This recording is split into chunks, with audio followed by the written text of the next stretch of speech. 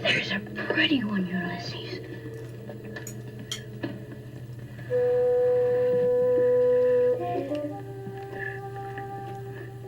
There it is.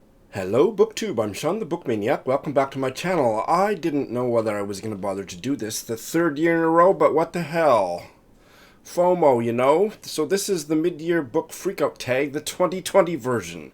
A tag originally created back in the Stone Age by somebody whose channel was called IsThatChami? That video no longer exists. I don't know if anybody tagged me this year, and I don't really care, but last year I was tagged by Adam of Memento Mori. Remember when he used to make videos? And Alex of What Page Are You On? I'm going to use their tags in perpetuity.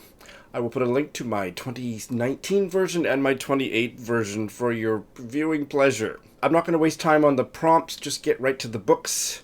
And I'm going to list them in the show notes in alphabetical order so that you don't know what my answers are for any of the questions. Go me! Number 1, the best book I've read so far in 2020, and there's about 5 that I could have chosen, but pretty much at random. I have chosen Barbara Pym's novel, Crampton Hodnett, that she wrote early in life and was published a few years after her death. And it's absolutely delightful. It's a good gateway novel to get into the Barbara Pym state of mind. It's absolutely hilarious. It doesn't have the darkness that I find in most of her other works. And in her early novels, most people see only the comedy, whereas I have always seen a bit of gorgeously expressed darkness about these spinsters or misunderstood middle-aged women being so lonely. In this novel, Crampton Hodnett, there isn't very much of that at all. It is mostly just a rollickingly... it's mostly just a rollicking comedy about love and all the ways love can go wrong, and there's a bit of a pseudo-adulterous affair and a lot of preoccupation with being watched by people in the neighborhood, whereas in a lot of Pym's novels that were written after this, she celebrates her female protagonists in the way that they watch men. In this novel, the women, not only the women, but they are feeling really cornered by the eyes of the neighborhood. So that was interesting. It's a beautiful, hilarious, wonderful novel. 2, the best sequel you've read so far. I haven't read any, and I am looking forward to several. I will mention 2 here that I'm looking forward to. I don't know if I'll get to one this year, but of course, Hilary Mantel's The Mirror and the Light. Dying to get to it. I don't know if it's going to be a 2020 read or not. And the last 2 years for Women in Translation Month, I have been reading 1 volume of the trilogy by the Norwegian novelist Cora Sandel, and this is the 3rd and final volume, Alberta Alone. I think I'm going to start reading it during Women in Translation Month in August of this year, but I may want to put it off until next year because I just don't want to ever be done, although I have other fiction of hers that I could read, but yeah, I'm looking forward to reading it. Probably this year. A new release I haven't read yet, but want to. 3 gay novels that I mentioned in my new releases I'm looking forward to reading this year that I have acquired and not read. The Prettiest Star by Carter Sickles. I don't think I knew this was a gay novel until after I got it. It's a debut novel out of Scotland, Shugi Bain by Douglas Stewart, and Swimming in the Dark by Tomasz Jadrowski. I have one of those as a buddy read coming up in the next couple months, and I hope to get to the other 2 as well, and I'll keep you in suspense about which one I'm buddy reading and with whom. Most anticipated release for the second half of the year. One's coming out in the next couple of weeks. That is Ellie Williams's debut novel, The Liar's Dictionary. I loved her collection of short stories, which was called A Trib. Just a fabulous collection of short fiction. I think it won one of those British book prizes that I can never remember, but not the homophobic one, the Looker or whatever that one's called. And The Liar's Dictionary is about dictionaries, so that works for me. Ellie Williams' short stories were very inventive and creative on the level of wordplay that was just so darned intelligent and viscerally compelling. And The Liar's Dictionary, I'm expecting, will be something similar. So it's about Mount Weasels, the phenomenon of putting false entries in dictionaries and other reference works so that you can protect your dictionary against being infringed upon, plagiarized, because if that fake definition shows up in somebody else's dictionary, you know that they've been copying yours, and that's the concept for the novel, The Liar's Dictionary. I can't wait. The biggest disappointment was another Barbara Pym novel, the one that was published just after Crampton Hodnett, An Academic Question. It was a piece of crap. I have a full review, just like I have a full review of Crampton Hodnett. So I'm not going to waste any time telling you why I was so bitterly disappointed by this novel, but I was, and it's all her literary executor's fault. That terrible person, Hazel Holt. Because Barbara didn't want it to be published. 6, the biggest surprise. I think all of you know what I'm going to choose for this, and that is Sally Rooney's Normal People. I loved it, alienating half of Booktube and endearing me to the other half. I didn't think I would love it. I absolutely loved it. It's not going to be the top read of the year, but it was an emotionally powerful, stunningly literary novel. I loved it. I am officially in the Sally Rooney camp. Favorite new author to me, or debut novelist? I don't really like this question because I need to read at least 2 books by a writer before I would start to think of them as a favorite novelist, but let's just go with it, shall we? I was blown away by this little novella from Canada, Malagash by Joy Comeau, and I have a full review of this. It was heartrending and funny and just an absolute delight, and he has other stuff that I want to check out. If I like any of those as much as I loved this, then he would be a new favorite. I've gotten away from reading much Can Lit, and I've had really good luck with Can Lit this year, and this one especially.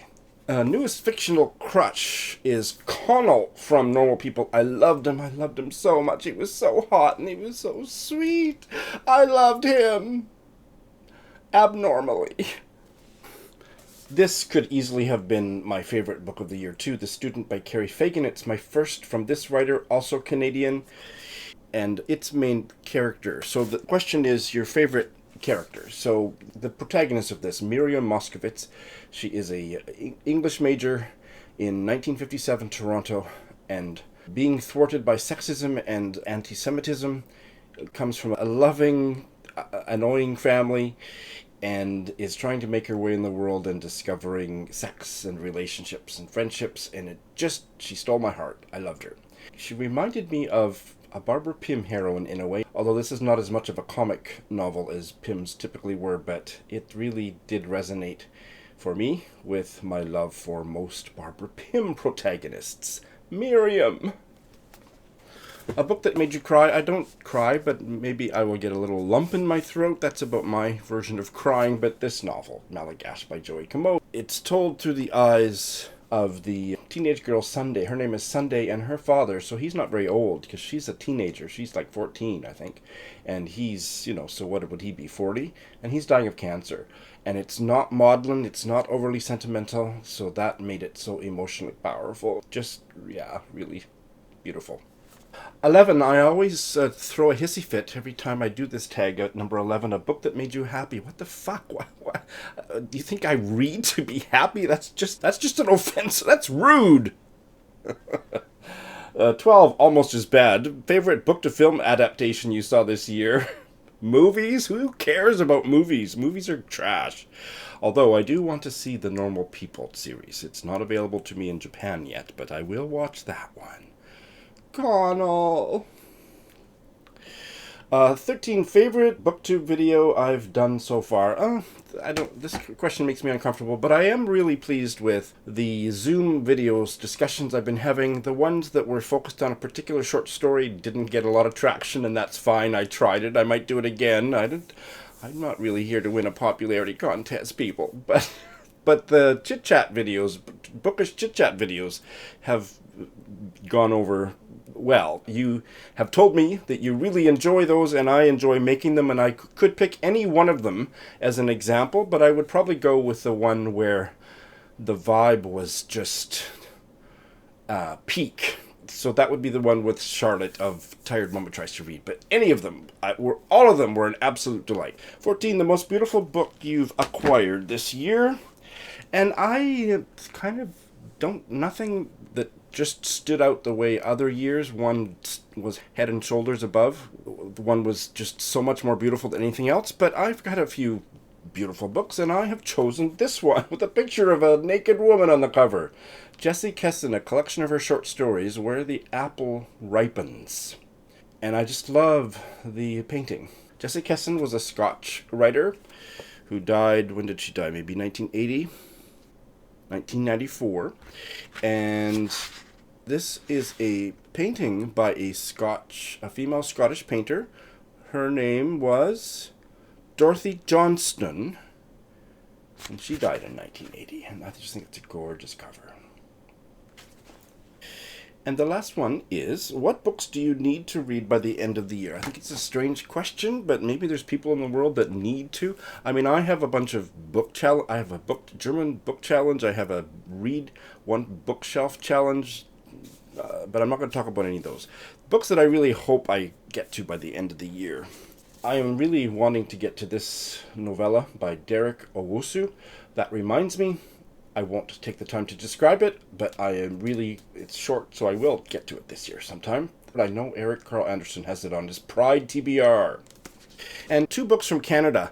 When my cousin Lindsay, who is like myself, Canadian, and lives in Tokyo, when she went home to visit her family last Christmas, I didn't go home for Christmas, she said, is there anything you want me to pick up for you? And I said, well, if you happen to be in a bookstore and either of these books are there, please get them and I'll pay you. Well, her mom bought them for me as a gift, so I lucked out. So I really should get to them this year because they went to a lot of trouble to get them into my hands, because you can't get Canadian books outside Canada. It's forbidden.